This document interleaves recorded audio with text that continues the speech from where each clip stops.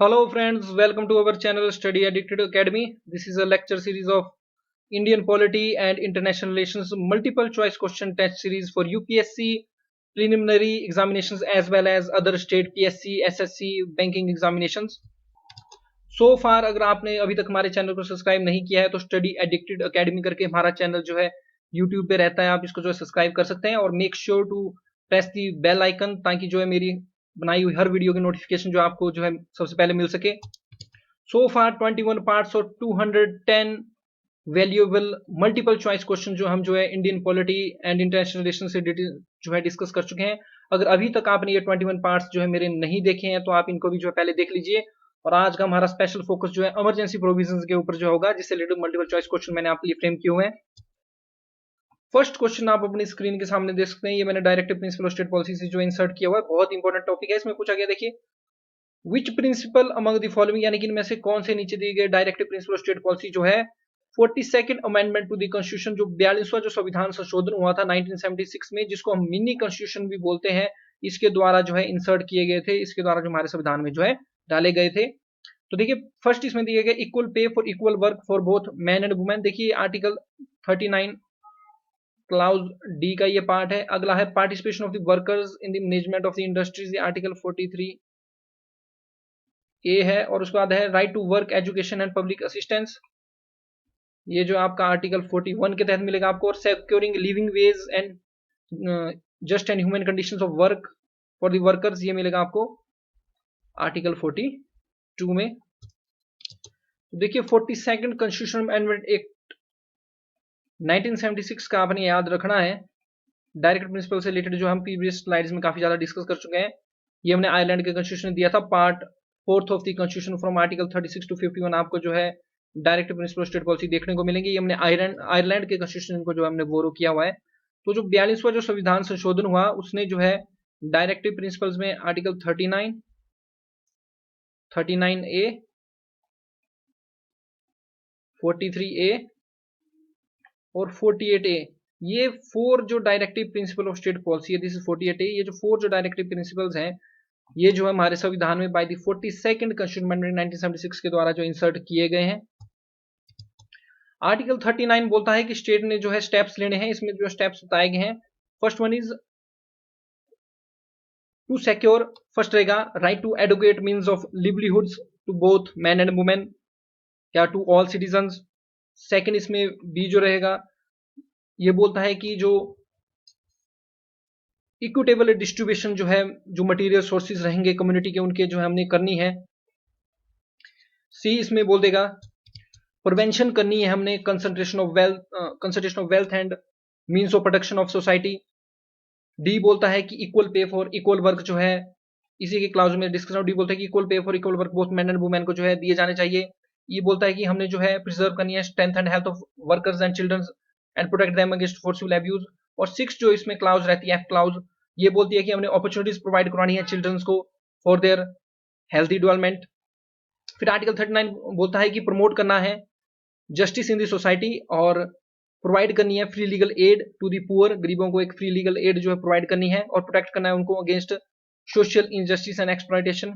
Article 43 ये बोलता है कि state to take steps to secure the participation of the workers in the management of industries. और article 48 A बोलता है to protect the environment which includes forest, wildlife, lakes etcetera, और हमारी compassion होनी चाहिए टुवर्ड्स नेचुरल क्रिएचर्स। तो ये जो आर्टिकल ये जो 39 है ये सोशलिस्टिक प्रिंसिपल रहेगा।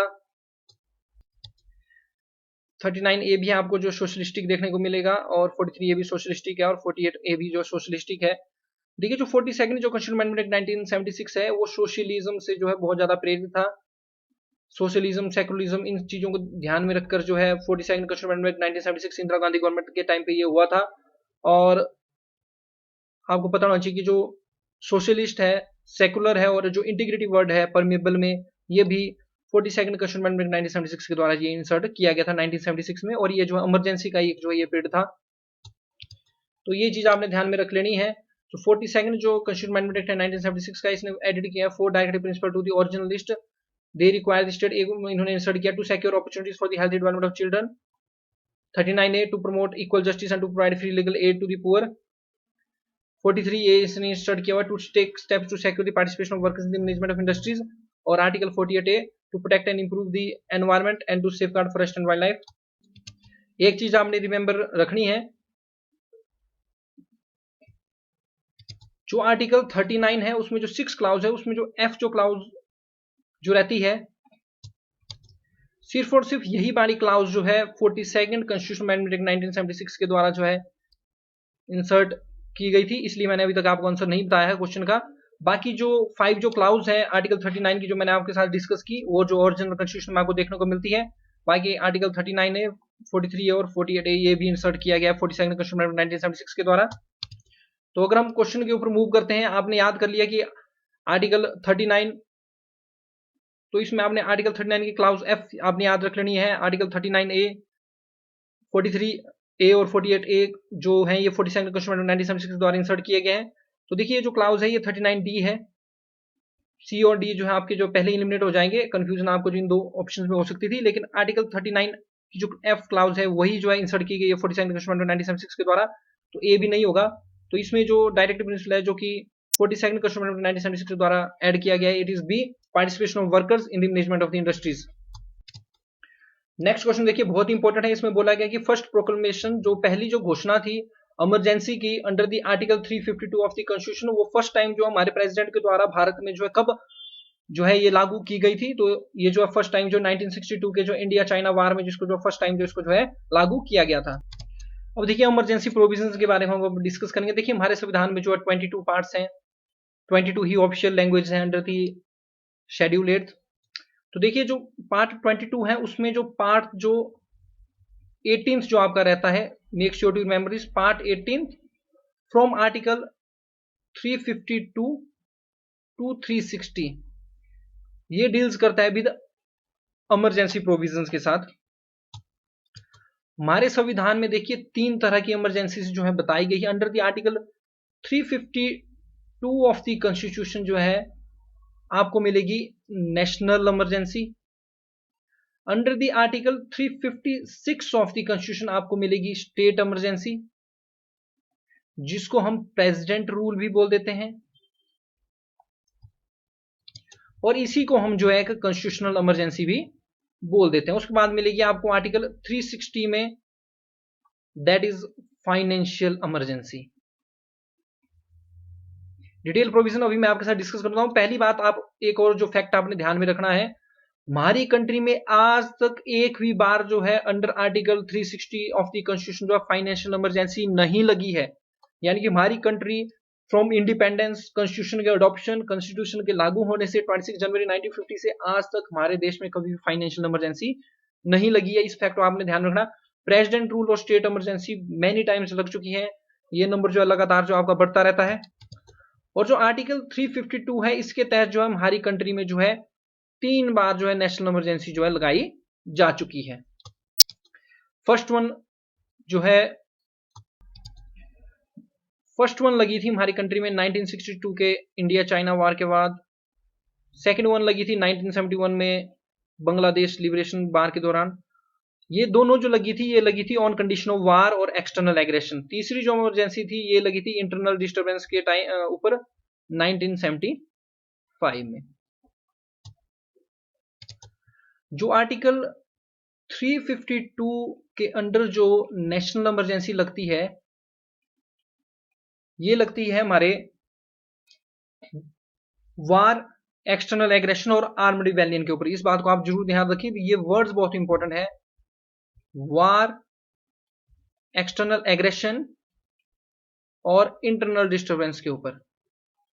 एक बात आपने ध्यान रखनी है, जब वार और एक्सटर्नल एग्रेशन के ऊपर, एग्रेशन का मतलब एक हिसाब से अटैक करना ही होता है। जब कोई कंट्री हमारे ऊपर अटैक कर देती है, कोई बाहर की पावर कोई हमारे ऊपर अटैक करती है, तो उसको एक्सटर्नल एग्रेशन हम बोलेंगे।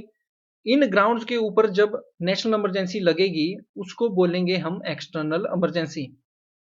और इस इमरजेंसी के दौरान हमारे सारे के सारे फंडामेंटल राइट्स सस्पेंड हो सकते हैं, और फंडामेंटल राइट्स को सस्पेंड करने की पावर जो है प्रेसिडेंट के पास दी गई है under the article 359 of the constitution. और आपने ध्यान में रखना, जितने भी फंडामेंटल राइट्स, 6 फंडामेंटल राइट्स जो हमें दिए जाते हैं, उनमें से एक आर्टिकल 19 को छोड़ के बाकी सारे के सारे फंडामेंटल राइट्स की सस्पेंशन जो प्रेसिडेंट जो according to the article 359 of the constitution के तहत जो है करते हैं। और अगर एक्सटर्नल इमरजेंसी लगी हुई है तो आर्टिकल 19 भी आपका जो है सस्पेंड जो प्रेसिडेंशियल ऑर्डर पे हो सकता है। सिर्फ और सिर्फ article 20 protection for conviction in offences और article 21 protection of life and personal liberty, ये किसी भी प्रकार से इमरजेंसी लगे, चाहे एक्सटर्नल इमरजेंसी है चाहे इंटरनल डिस्टर्बेंस के ऊपर इमरजेंसी लगी हुई है, आर्टिकल 20 और 21 के तहत जो हमें फंडामेंटल राइट्स दिए जाते हैं ये सस्पेंड नहीं होते हैं। दूसरी आती है हमारे पास इंटरनल डिस्टर्बेंस। इंटरनल डिस्टर्बेंस को हम इंटरनल इमरजेंसी भी बोल देते हैं। इस दौरान आपने ध्यान में रखना जो आर्टिकल 19 के द्वारा हमें जो 6 फंडामेंटल राइट्स दिए जाते हैं ये सस्पेंड नहीं होते हैं। इसके साथ साथ आर्टिकल 20 और 21 भी इसमें जो सस्पेंड नहीं होते हैं। ये जो है इंटरनल जो इमरजेंसी है, सॉरी, इंटरनल डिस्टर्बेंस के ऊपर इमरजेंसी नहीं लगती है, इसको हम आर्म्ड रिबेलियन जो आज की डेट में बोल देते हैं। तो ये जो आर्म्ड रिबेलियन के ऊपर जब हमारी आर्म फोर्सेस अगर रिबेलियन कर देती है इसके ऊपर जब इमरजेंसी लगेगी तो आर्टिकल 19, आर्टिकल 20 और 21 फंडामेंटल राइट्स सस्पेंड नहीं होंगे, बाकी सारे के सारे फंडामेंटल राइट्स सस्पेंड हो जाएंगे। और आर्टिकल 19 के तहत जो फंडामेंटल राइट्स दिए जाते हैं उनको इमरजेंसी के दौरान जो डील करता है उनकी सस्पेंशन ये डील करता है आर्टिकल 358 ऑफ द कॉन्स्टिट्यूशन। तो ध्यान रखना article 358 of the constitution article 19 के साथ डील करेगा और आर्टिकल 359 जो है आर्टिकल बाकी अदर फंडामेंटल राइट्स के साथ जो है डील करेगा। और डिक्लेयर जो इमरजेंसी की जाएगी आर्टिकल 352 ऑफ द कॉन्स्टिट्यूशन के तहत ये प्रेसिडेंट के द्वारा डिक्लेयर की जाएगी। मान लीजिए अगर प्रेसिडेंट सेटिस्फाई है कि हमारी कंट्री के ऊपर थ्रेट है वार का या आर्म्ड रिबेलियन का, मान लीजिए युद्ध होने वाला है, प्रेसिडेंट जी को इन्फॉर्मेशन मिली हुई है, तो वो युद्ध होने से पहले भी हमारी कंट्री में नेशनल इमरजेंसी को जो है डिक्लेयर कर सकते हैं। और प्रोक्लेमेशन जो है नेशनल इमरजेंसी की जो है, चाहे स्टेट इमरजेंसी है, चाहे किसी भी प्रकार की इमरजेंसी, चाहे फाइनेंशियल इमरजेंसी है, चाहे स्टेट इमरजेंसी है, चाहे नेशनल इमरजेंसी है, इनकी प्रोक्लेमेशन, इनकी घोषणा जो हमारे राष्ट्रपति जी करते हैं। पहले ये होता था कि जब आर्टिकल 352 के तहत अगर इमरजेंसी लगी तो पूरी पूरी कंट्री के ऊपर नेशनल इमरजेंसी लग जाती थी। लेकिन बाद में जो 42nd जो कॉन्स्टिट्यूशनल अमेंडमेंट एक्ट हुआ 1976 का, इसने ये प्रोविजन बनाया कि आर्टिकल 352 के तहत जो नेशनल इमरजेंसी लगेगी वो जो है किसी पार्ट ऑफ दी कंट्री के ऊपर भी लागू हो सकती है, जरूरी नहीं कि वो पूरी की पूरी कंट्री के ऊपर ही लागू हो। ओरिजिनली हमारे कॉन्स्टिट्यूशन में वार एक्सटर्नल एग्रेशन तो दिया गया था, उसके साथ साथ एक और शब्द वहां पर दिया गया था इंटरनल डिस्टर्बेंस। अब इंटरनल डिस्टर्बेंस तो किसी भी टाइप की हो सकती है, ओरिजिनल कॉन्स्टिट्यूशन की मैं ये बात कर रहा हूं, आजकल ये वर्ड्स आपको देखने को नहीं मिलेगा। तो ये जो इंटरनल डिस्टर्बेंस, ये जो वर्ड ओरिजिनल कॉन्स्टिट्यूशन में दिया गया था, इसके तहत 1975 में इंदिरा गांधी जी के द्वारा जो है इमरजेंसी हमारी कंट्री में लगाई गई थी, तो इसको पूर्णतः डिलीट किया गया बाय आर्म्ड रिबेलियन। अब इसको रिप्लेस कर दिया गया है बाय आर्म्ड रिबेलियन। और ये जो आर्म्ड रिबेलियन ये जो इंसर्ट किया गया है, वेरी इंपॉर्टेंट अमेंडमेंट आपने इसे याद रखनी है, 44th कॉन्स्टिट्यूशनल अमेंडमेंट एक्ट होता है 1978 में, और इंटरनल डिस्टर्बेंस की जगह आ जाता है आर्म रिबेलियन। तो जब हमारी आर्म फोर्सेस अगर रिबेलियन कर देती है, विद्रोह कर देंगी, तो वो एक इंटरनल इमरजेंसी उसको हम बोलेंगे। यहाँ पर हमारे आर्टिकल 19 को भी सस्पेंड नहीं किया जा सकता है, इसके तहत जो हमें जो 6 फंडामेंटल राइट है इनको सस्पेंड नहीं किया जाएगा, और आर्टिकल 20 और 21 तो हमारे सस्पेंड नहीं हो सकते हैं नेशनल इमरजेंसी के दौरान। तो एक बात आप ध्यान रखना, 42nd कॉन्स्टिट्यूशनल अमेंडमेंट एक्ट 1976 के टाइम हमारी इंदिरा गांधी जी पीएम थी, और जब 44th कॉन्स्टिट्यूशनल अमेंडमेंट 1978 लाया गया तो उसमें हमारे पीएम बन गए थे मोरारजी देसाई जी। अब देखिए हमने डिस्कस कर लिया कि आर्टिकल 352 जो है नेशनल इमरजेंसी के साथ जो है डील करता है। हमने ये भी डिस्कस कर लिया कि प्रोक्लेमेशन इसकी जो हमारे प्रेसिडेंट राष्ट्रपति जी करेंगे। हमने ये भी डिस्कस कर लिया कि वार, एक्सटर्नल एग्रेशन और आर्म रिबेलियन के ऊपर जो हमारी नेशनल इमरजेंसी लग सकती है। हमने ये भी डिस्कस किया कि जब वार और एक्सटर्नल एग्रेशन के ऊपर इमरजेंसी लगेगी उसको हम एक्सटर्नल इमरजेंसी बोलेंगे। इस दौरान हमारे जो है सारे के सारे फंडामेंटल राइट्स जो है सस्पेंड हो सकते हैं प्रेसिडेंट के ऑर्डर के द्वारा, एक्सेप्ट आर्टिकल 20 और 21 के द्वारा जो फंडामेंटल राइट्स दिए जाते हैं। अब जब आर्म रिबेलियन के ऊपर नेशनल इमरजेंसी लगती है तो हमने इसको डिस्कस कर लिया, इसको हम इंटरनल इमरजेंसी बोलेंगे। पहले यहाँ पर वर्ड जो इंटरनल डिस्टर्बेंस था 1975 में इमरजेंसी लगती है, बाद में 44th कॉन्स्टिट्यूशन में 1978 आता है, इंटरनल डिस्टर्बेंस को आर्म रिबेलियन वर्ड से जो रिप्लेस करता है। तो जब इंटरनल इमरजेंसी लगती है तो यहाँ पर हमारे आर्टिकल 19 के तहत जो हमें फंडामेंटल राइट दिए जाते हैं वो सस्पेंड नहीं होंगे, और 20 और 21 के तहत जो दिए जाते हैं वो भी सस्पेंड नहीं होंगे। ध्यान रखना बाकी फंडामेंटल राइट्स के साथ हमारे कॉन्स्टिट्यूशन आर्टिकल 359 जो है डील करेगा सस्पेंशन से रिलेटेड इनके ड्यूरिंग इमरजेंसी, और आर्टिकल 19 के साथ हमारा डील करेगा article 358 of the constitution.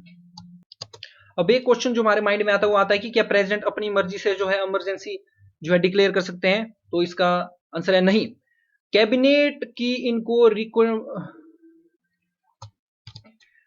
President जो है सिर्फ और सिर्फ जो है नेशनल इमरजेंसी तभी डिक्लेयर कर सकते हैं जब उनको एक जो है रिटर्न रिकमेंडेशन जो है कैबिनेट के द्वारा जो है दी जाएगी। और कैबिनेट को कौन चेयर करते हैं? हमारे प्रधानमंत्री जी कैबिनेट को जो है चेयर करते हैं। तो यहां पर एक बात आप ध्यान रख लेना, तो इन प्रेजेंट जो है सिर्फ मात्र प्रधानमंत्री की रिकमेंडेशन के ऊपर इमरजेंसी नहीं लगाई जा सकती है। नेशनल इमरजेंसी सिर्फ और सिर्फ जो है कैबिनेट की रिटर्न रिकमेंडेशन मिलने के ऊपर ही जो है नेशनल इमरजेंसी जो है लगाई जा सकती है। इस सेफ गार्ड को भी जो है 44th कॉन्स्टिट्यूशन अमेंडमेंट 1978 के द्वारा ऐड किया गया है, क्योंकि 1975 में जब इमरजेंसी लगी तो merely on the advice of the PM Indira Gandhi के द्वारा जो प्रेसिडेंट ने उसको प्रोक्लेम कर दिया था, तो एक सेफ गार्ड दोबारा से डाला गया कि कैबिनेट की रिटर्न रिकमेंडेशन के बाद ही जो है नेशनल इमरजेंसी जो है डिक्लेयर प्रेसिडेंट के द्वारा की जा सकती है।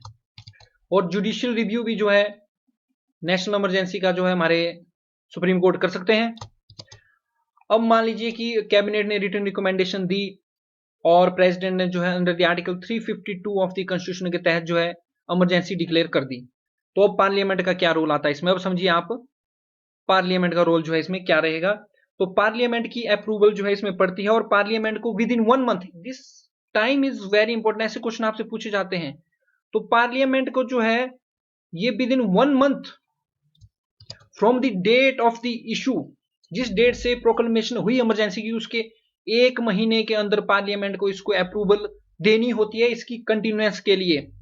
और नेशनल इमरजेंसी की अप्रूवल जो है special majority that is more than the strength of the house and 2/3 of the members of the house present and voting के द्वारा, ये बोथ हाउस के द्वारा ये जो है अप्रूव होनी चाहिए। और एक बार जब पार्लियामेंट के द्वारा इसको अप्रूव कर दिया गया तो इसकी ड्यूरेशन जो आपकी 6 मंथ्स हो जाएगी। इन फैक्ट्स को आप समझ लीजिए। और हर 6 महीने के लिए जो इसको रिन्यू करना पड़ता है, पीरियडिकल अप्रूवल जो पार्लियामेंट को इसको देनी होती है, और इनफाइनाइट पीरियड्स के लिए जो है ये लगाई जा सकती है अगर पार्लियामेंट कंटिन्यू जो है इसको जो है अप्रूवल अपनी देती रहेगी। तो अब ये जो पीरियडिकल अप्रूवल वाला ये जो कंसेप्ट है ये भी 44th कॉन्स्टिट्यूशन अमेंडमेंट 1978 के द्वारा डाला गया है। पहले ऐसा होता था कि नेशनल इमरजेंसी डिक्लेयर कर दी है तो इनफाइनाइट पीरियड के लिए एकदम से इशू होने से ही हो जाती थी, लेकिन अब जो है ऐसा नहीं है। एक पीरियडिकल अप्रूवल जो है पार्लियामेंट को देना पड़ता है। पहले ऐसा होता था कि प्रेसिडेंट ने प्रोक्लेम की, पार्लियामेंट ने अप्रूव की, तो फॉर एवर वो जो है प्रोक्लेम हो जाती थी, वो लग जाती थी। लेकिन अब ऐसा नहीं है, पीरियडिकल जो है प्रोक्लेमेशन की करनी पड़ती है, और 6-6 महीनों के इसमें जो है इसको जो है रिन्यूअल मिलता है। और इनफाइनाइट पीरियड के लिए जो है ये जो है इस तरह से पीरियडिकल रिन्यूअल अगर इसको मिलता रहे, अप्रूव मिलता रहे, तो ये इनफाइनाइट पीरियड के लिए जो है चली रह सकती है। अब हम डिस्कस करते हैं कि मान लीजिए नेशनल इमरजेंसी प्रेसिडेंट ने कैबिनेट ने रिकमेंडेशन दी, रिटर्न रिकमेंडेशन, प्रेसिडेंट ने जो है वो रिकमेंडेशन मानी, क्योंकि प्रेसिडेंट जो बाउंड रहता है of the recommendation of the cabinet. अब प्रेसिडेंट ने जो है वो रिकमेंडेशन मान ली, नेशनल इमरजेंसी हमारी कंट्री में लग गई। अब और पार्लियामेंट ने विद इन 1 मंथ इसको अप्रूवल दी और 6 महीने के लिए जो है इमरजेंसी जो है लग गई। अब इसको रिवोक कैसे किया जा सकता है? तो पहली चीज रहती है प्रेसिडेंट की, हमारे राष्ट्रपति जो है नेशनल इमरजेंसी को किसी भी टाइम जो है रिवोक कर सकते हैं, वो किसी भी टाइम जो है प्रोक्लेमेशन जो है इशू कर सकते हैं इसकी डिसकंटिन्यूएंस के लिए, इसके रिवोकेशन के लिए, इसकी समाप्ति के लिए नेशनल इमरजेंसी की। और इसमें पार्लियामेंट की अप्रूवल की जरूरत नहीं होती है। और एक और चीज इसमें ये रहती है कि अगर मान लीजिए लोकसभा, वेरी इंपॉर्टेंट कंसेप्ट, अगर मान लीजिए लोकसभा सिंपल मेजोरिटी से एक ये रेजोल्यूशन पास कर दे कि नेशनल इमरजेंसी को जो है डिसकंटिन्यू अब कर देना चाहिए, तो प्रेसिडेंट को जो है नेशनल इमरजेंसी को जो है डिसकंटिन्यू करना पड़ता है। This provision is again added by the 44th constitution amendment 1978। अब देखिए हमने डिस्कस कर लिया कि नेशनल इमरजेंसी को डिसकंटिन्यू करने के लिए डिस अप्रूवल जो रेजोल्यूशन है वो लोकसभा दे सकती है। वो किस तरह से दे सकती है? मान लीजिए 1/10 मेंबर्स जो है रिटर्न नोटिस एक स्पीकर को दे देते हैं। 1/10 जो टोटल जो मेंबर रहेंगे लोकसभा के, उसके 1/10 मेंबर स्पीकर को नोटिस दे देते हैं जब हाउस सेशन में। अगर हाउस सेशन में नहीं है और प्रेसिडेंट को ये नोटिस दे देते हैं डिसअप्रूवल रेजोल्यूशन के लिए, उस मोशन के लिए, तो इसमें क्या होगा कि एक स्पेशल सीटिंग जो है विद इन 14 डेज जो है लोकसभा की जो है बुलाई जाएगी और इसमें इसको डिस्कस किया जाएगा। अब जब इस डिसअप्रूवल रेजोल्यूशन को डिस्कस किया जाएगा, अगर ये सिर्फ और सिर्फ सिंपल मेजोरिटी का मतलब होता है votes of the more than the half of the members presented voting, अगर इसको जो है पास कर देते हैं 1/2 से ज्यादा इसको जो पास कर देते हैं जो प्रेजेंट एंड वोटिंग होगी, तो जो नेशनल इमरजेंसी है वो जो है इनइफेक्टिव हो जाएगी। अब देखिए ये जो रेजोल्यूशन है डिसअप्रूवल की, ये रेजोल्यूशन ऑफ अप्रूवल से कैसे डिफरेंट है। पहली बात, जो डिसअप्रूवल की जो रेजोल्यूशन है ये सिर्फ और सिर्फ लोकसभा में इंट्रोड्यूस हो सकती है और इसको सिंपल मेजोरिटी से, इसको सिर्फ और सिर्फ सिंपल मेजोरिटी से जो है पास करना होता है। जबकि रेजोल्यूशन जो अप्रूवल जो रेजोल्यूशन होती है नेशनल इमरजेंसी की, ये both houses of the parliament के द्वारा जो है स्पेशल मेजोरिटी के द्वारा जो ये जो इसको जो पास करना होता है। और नेशनल इमरजेंसी के दौरान आपने ध्यान में रखना, सेंटर जो है ऑल पावरफुल हो जाती है, वो स्टेट लॉज के ऊपर जो है लॉ बना सकती है। इसमें स्टेट लेजिस्लेटिव असेंबली जो है सस्पेंड नहीं होती है, लेकिन अल्टीमेट जो पावर जो चली जाती है वो जो है पार्लियामेंट के पास चली जाती है। और पार्लियामेंट जो है जो भी लॉ जो है स्टेट लिस्ट के ऊपर बनाती है, जब नेशनल इमरजेंसी खत्म हो जाएगी तो उसके 6 महीने के बाद वो कानून भी जो अपने आप जो है खत्म हो जाते हैं। और एक बात का आप जरूर ध्यान रखिए, जब नेशनल इमरजेंसी लगी हुई है तो हमारे जो राष्ट्रपति जी होते हैं, ये जो है ऑर्डिनेंस आपको पता है बहुत इंपॉर्टेंट लेजिस्लेटिव पावर है हमारे प्रेसिडेंट की under the article 123 of the constitution.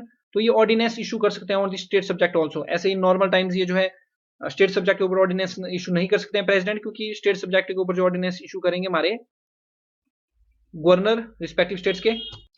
अब मान लीजिए कि नेशनल इमरजेंसी लगी हुई है, तो नेशनल इमरजेंसी के ऊपर जो है के दौरान जो है लोकसभा के टेन्योर के ऊपर जो है क्या इफेक्ट पड़ता है। तो देखिए जो लोकसभा है उसका पार्लियामेंट के लॉ के द्वारा जो है एक बार में वन ईयर तक जो है टेन्योर जो एक्सटेंड हो जाता है। और इसमें इंटरेस्टिंग बात यह है कि अगर नेशनल इमरजेंसी जो है अप्रूवल होती रही और पार्लियामेंट ने जो है बाई लॉ अगर वो जो है अपना टेन्योर इंक्रीज करती रही एक साल से, तो ये एनी लेंथ ऑफ टाइम तक जो है लोकसभा का टेन्योर जो है इसमें जो है इंक्रीज हो जाएगा। लेकिन ध्यान रखना, एक बार में सिर्फ और सिर्फ एक साल तक ही लोकसभा का जो है टेन्योर बढ़ाया जा सकता है ड्यूरिंग दी नेशनल इमरजेंसी। इसी प्रकार जो हमारी स्टेट लेजिस्लेटिव असेंबलीज हैं, नेशनल इमरजेंसी के दौरान जो है उनका टेन्योर भी जो एक्सटेंड किया जाता है पार्लियामेंट के द्वारा, और एक बार में एक साल से ज्यादा एक्सटेंड नहीं किया जा सकता है। दूसरी टाइप की इमरजेंसी आती है हमारे पास प्रेसिडेंट रूल, जिसको हम स्टेट इमरजेंसी या कॉन्स्टिट्यूशनल इमरजेंसी भी जो बोलते हैं, ये लगाई जाती है under the article 356 of the constitution, और ये किसी स्टेट में लगाई जाती है। इसके लगाने के जो दो ग्राउंड होते हैं, पहली रहती है अगर कॉन्स्टिट्यूशनल मशीनरी ही किसी स्टेट में जो फेलियर हो जाए, या दूसरी अंडर द आर्टिकल 365 जो स्टेट जो है वो फेल हो जाती है to comply with the direction of the centre. तो इस केस में जो प्रेसिडेंट है वो जो है either on the advice of governor और अदरवाइज खुद भी उनको अगर कोई ऐसी इंफॉर्मेशन मिलती है तो वो जो है स्टेट इमरजेंसी को जो है डिक्लेयर कर सकते हैं। अब मान लीजिए कि प्रेसिडेंट के द्वारा जो है स्टेट इमरजेंसी की प्रोक्लेमेशन की जाती है under the article 356 of the constitution. तो अब इसके बाद क्या होगा, पार्लियामेंट को ये डेट आप याद रखना, पार्लियामेंट को जो है 2 मंथ्स के अंदर इसको अप्रूव करना होता है। और इसकी अप्रूवल जो है वो जो है सिंपल मेजोरिटी के द्वारा, जब both houses of the parliament के द्वारा जो सिंपल मेजोरिटी के द्वारा इसकी अप्रूवल करनी होती है। और एक टाइम पे अप्रूवल इसको 6 मंथ्स की मिलती है। और मैक्सिमम जो आपकी जो स्टेट इमरजेंसी है, प्रेसिडेंट रूल है, ये मैक्सिमम 3 इयर्स तक लगाया जा सकता है। तो इसका ध्यान रखना, नेशनल इमरजेंसी में ऐसा कुछ नहीं, वो इनफाइनाइट पीरियड तक लगाई जा सकती है, लेकिन जो स्टेट इमरजेंसी या प्रेसिडेंट रूल है ये 3 इयर्स तक जो मैक्सिमम आपकी लगाई जा सकती है। एक साल के बाद, it is very important fact, 1 year के बाद प्रेसिडेंट रूल दोबारा स्टेट में तभी लगाया जा सकता है जब या तो नेशनल इमरजेंसी हमारी कंट्री में लगी हो, या दूसरा इलेक्शन कमीशन रिटर्न में जो है रिपोर्ट अपनी दे कि प्रेजेंट जो सिचुएशंस है स्टेट में वो जो इलेक्शन कंडक्ट कराने के लिए जो फेयर नहीं है, सही नहीं है, तब करके ये एक साल से ज्यादा भी जो इसको ये जो एक्सटेंड होगी। अब स्टेट इमरजेंसी और प्रेसिडेंट रूल के दौरान क्या होता है कि प्रेसिडेंट जो है सस्पेंड कर देते हैं स्टेट लेजिस्लेटिव असेंबली को, और जब इसको अप्रूवल मिल जाती है पार्लियामेंट के द्वारा स्टेट इमरजेंसी को, तो स्टेट लेजिस्लेटिव असेंबली को जो है टर्मिनेट भी प्रेसिडेंट के द्वारा जो किया जा सकता है, डिसॉल्व भी जो है स्टेट लेजिस्लेटिव असेंबली को जो इसमें किया जा सकता है। फंडामेंटल राइट्स के ऊपर स्टेट इमरजेंसी का या प्रेसिडेंट रूल का कोई भी इफेक्ट जो है नहीं रहता है। और पार्लियामेंट में इसके डिसअप्रूवल से रिलेटेड कोई भी मोशन ऐसे या रेजोल्यूशन नहीं चलाई जाती है।